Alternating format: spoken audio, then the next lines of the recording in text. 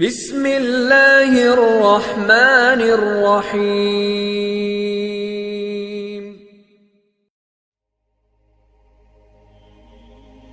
اسلامی تاریخ میں نہر زبیدہ ایک ایسی یادگار تعمیر ہے جسے مسلمانوں کے لیے پانی کی فراہمی کو ممکن بنانے کے لیے بنایا گیا۔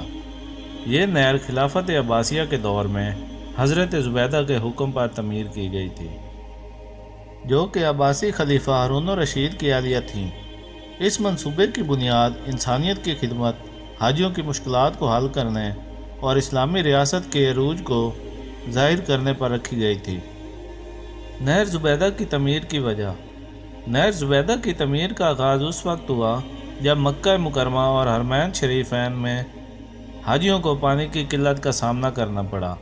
یہ قلت حج کے دوران مزید بڑھ جاتی تھی، کیونکہ دور دراز سے آنے والے قافلے اور مقامی باشندے محدود پانی کے وسائل پر انحصار کرتے تھے۔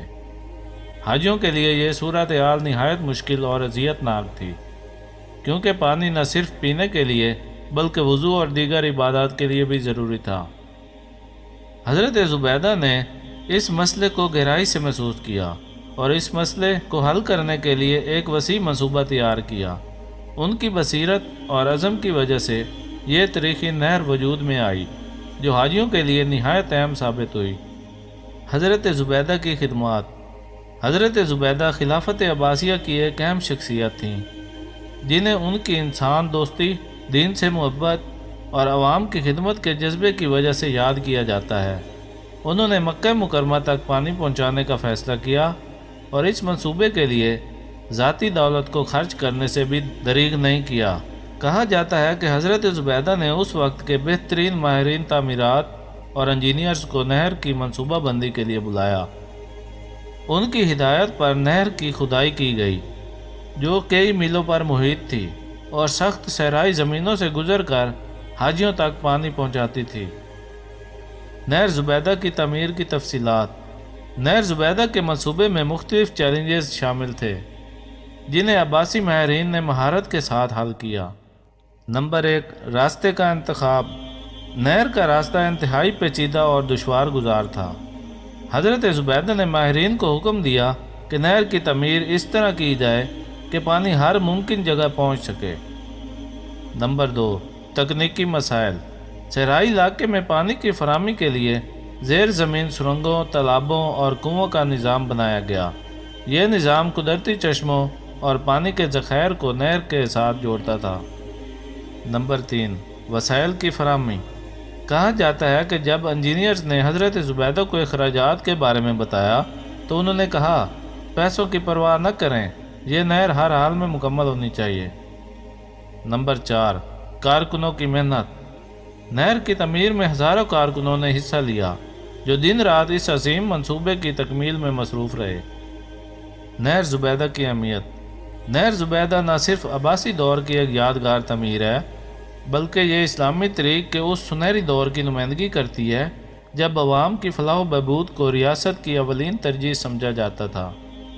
نمبر 1، حاجیوں کے لیے سہولت۔ یہ نہر حاجیوں کے لیے زندگی کی ایک نعمت ثابت ہوئی۔ اس کے ذریعے حرمین شریفین میں پانی کی قلت کا مسئلہ حل ہوا اور حاجی عبادات کو بہتر طریقے سے ادا کرنے کے قابل ہوئے۔ نمبر 2، اسلامی فن تعمیر۔ نہر زبیدہ اسلامی فن تعمیر کی ایک بہترین مثال ہے۔ اس منصوبے نے اس وقت کے انجینئرز اور معماروں کی قابلیت کو ظاہر کیا۔ نمبر 3، حضرت زبیدہ کی عظمت۔ یہ نہر حضرت زبیدہ کے خدمت خلق کے جذبے اور ان کے عزم کی عکاسی کرتی ہے۔ آج بھی انہیں اس عظیم کارنامے کی وجہ سے یاد کیا جاتا ہے۔ نہر زبیدہ کی موجودہ حالت۔ نہر زبیدہ وقت گزرنے کے ساتھ ساتھ زوال پذیر ہو گئی، لیکن اس کے باقیات آج بھی موجود ہیں اور اسلامی تاریخ کے طالب علموں کے لیے ایک دلچسپ موضوع ہیں۔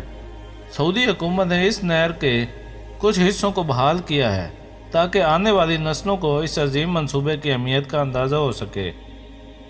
نہر زبیدہ کے اثرات۔ نہر زبیدہ کے اثرات نہ صرف اس وقت کے حاجیوں تک محدود رہے، بلکہ اسلام میں اسلامی دنیا میں خدمت خلق کی ایک روشن مثال قائم کی۔ یہ منصوبہ اس بات کا ثبوت ہے کہ ایک فرد کے عزم اور وسائل کے ذریعے پوری امت کو فائدہ پہنچایا جا سکتا ہے۔ نتیجہ: نہر زبیدہ ایک ایسی تعمیر ہے جو ہمیں یہ سکھاتی ہے کہ انسانیت کی خدمت اور دین کے لیے خلوص نیت سے کیا گیا عمل صدیوں تک یاد رکھا جاتا ہے۔ حضرت زبیدہ نے نہر کی تعمیر کے ذریعے حاجیوں کے لیے جو آسانی پیدا کی وہ قیامت تک ایک مثال رہے گی۔ یہ نہر نہ صرف اسلامی تاریخ کا ایک عظیم باب ہے بلکہ ہمیں اپنی ذمہ داریوں کا احساس دلاتی ہے کہ ہم بھی انسانیت کے لیے کچھ ایسا کریں جو تاریخ میں یاد رکھا جائے۔ تو دوستوں، اپنا بہت سارا خیال رکھیے گا، ملتے ہیں اگلی ویڈیو میں، تب تک کے لیے اللہ حافظ۔